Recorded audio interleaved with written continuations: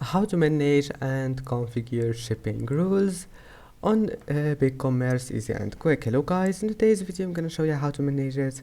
First open your browser, and then once you're here, click settings,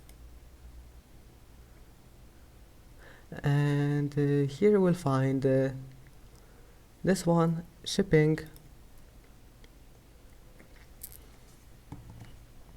And as you see here, we'll find checkout shipping options, and here we'll find configure your shipping rules.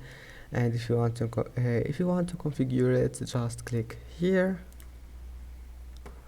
and now manage anything you want,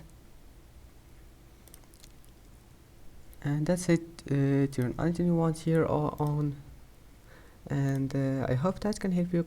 It's easy. And now go back.